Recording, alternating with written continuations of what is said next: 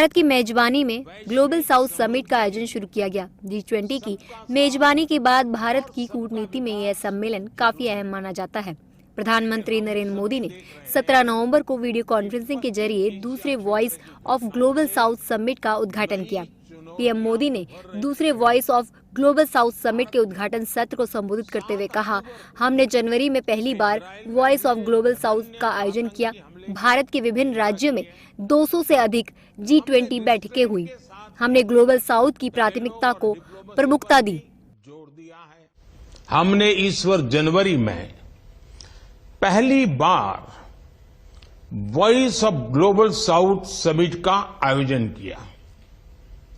भारत के अलग अलग राज्यों में हुई G20 की 200 से अधिक बैठकों में हमने ग्लोबल साउथ की प्राथमिकताओं को प्रमुखता दी।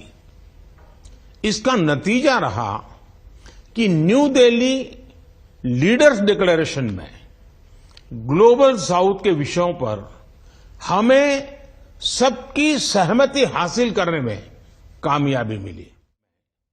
उन्होंने आगे कहा कि परिणाम स्वरूप ग्लोबल साउथ के विषयों को नई दिल्ली लीडर्स डिक्लेरेशन में शामिल किया गया और हम सभी की सहमति प्राप्त करने में सफल रहे।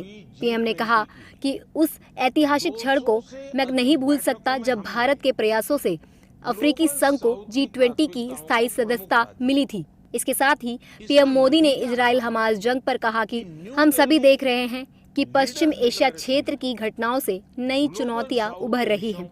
भारत ने इजराइल में 7 अक्टूबर को हुए आतंकवादी हमले की निंदा की है।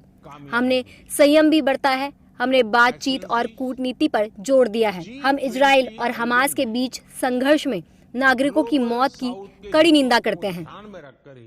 लेकिन हम सभी देख रहे हैं कि पश्चिम एशिया क्षेत्र की घटनाओं से नई चुनौतियां उभर रही हैं।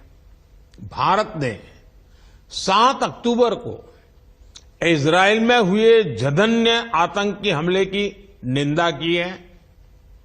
हमने रिस्ट्रेंट के साथ ही डायलॉग और डिप्लोमेसी पर भी जोर दिया है।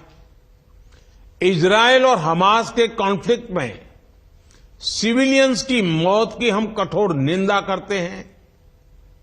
राष्ट्रपति महमूद अब्बास जी से बात कर हमने फिलिस्तीन के लोगों के लिए मानवीय सहायता भी भेजी है। इसके साथ ही पीएम नरेंद्र मोदी ने अपने संबोधन में कहा कि भारत का मानना है कि नई तकनीक से ग्लोबल नॉर्थ और ग्लोबल साउथ के बीच अंतर नहीं बढ़ना चाहिए। आर्टिफिशियल इंटेलिजेंस के दौर में यह जरूरी है कि टेक्नोलॉजी का इस्तेमाल जिम्मेदारी से किया जाए। इसे और बढ़ावा देने के लिए अगले महीने Bharat artificial global partnership summit का आयोजन करेगा।